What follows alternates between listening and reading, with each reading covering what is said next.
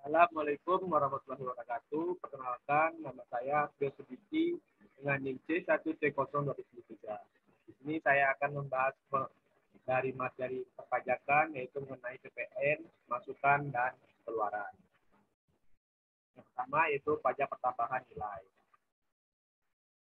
Adalah pungutan pajak terhadap tiap transaksi atau perdagangan jual beli produk atau jasa dalam negeri pada wajib pajak orang pribadi, badan usaha maupun pemerintahan. Istilah PPN dalam bahasa Inggris dikenal dengan Goods and Service Tax atau GST atau Value Added Tax atau PAT. Pajak ini bersifat tidak langsung, objektif dan non-kumulatif.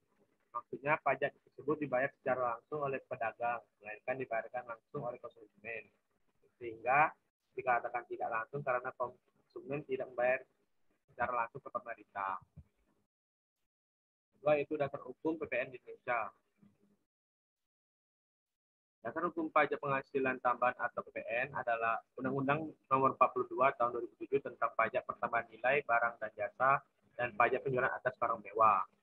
Dan dasar hukum PPN terbaru ada di dalam peraturan perundang-undangan perpajakan, yaitu Undang-Undang Harga Pokok Produksi Nomor 7 Tahun 2001 tentang harmonisasi peraturan perpajakan. Kedua, yaitu PPN masukan dan keluaran.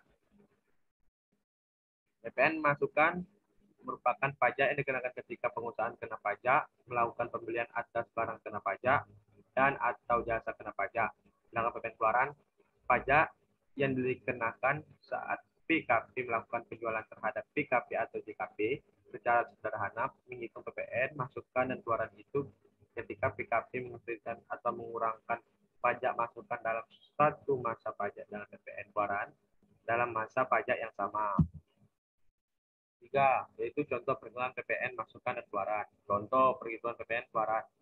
Pengusaha yang sudah PKP menjual laptop sebanyak 20 unit dengan harga satuan sebesar 5 juta. Tentukan PPN keluarannya. Harga satu laptop 5 juta, maka PKP menjual sebanyak 20 dikalikan dengan 5 juta, dapatlah hasil 100 juta. Maka PPN-nya 100 juta dikali 10% dari tarif PPN, dapatlah hasil 10 juta rupiah. Jadi PPN sebesar 10 juta merupakan PPN keluaran PKP yang menyerahkan atau menjual PKP dalam bentuk data tersebut. Selanjutnya yaitu contoh perhitungan PPN masukan. Pengusaha yang sudah PKP dalam masa pajak Februari 2016 memiliki komposisi PPN sebagai berikut. Atas penyerahan PKP, PPN keluarkan PKP tersebut sebesar 100 juta, sedangkan pajak masukan sebesar 90 juta rupiah. Maka PPN keluar dikurang pajak masukan dapatlah hasil 10 juta rupiah. PPN kurang bayar.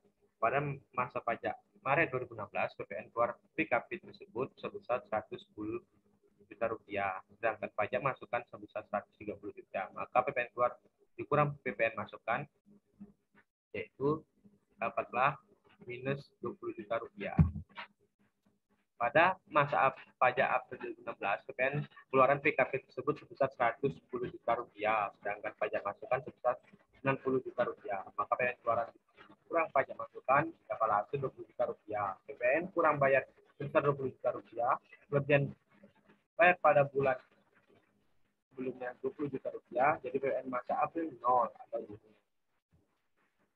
4, penginginan PPN adalah mekanisme dalam laporan SPT masa PPN di mana PPN masukan dikreditkan atau dikurangkan terhadap PPN keluaran.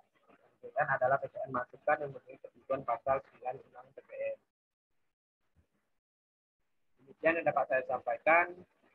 Saya ini, wabillahi taufiq wal hidayah. Wassalamualaikum warahmatullahi wabarakatuh.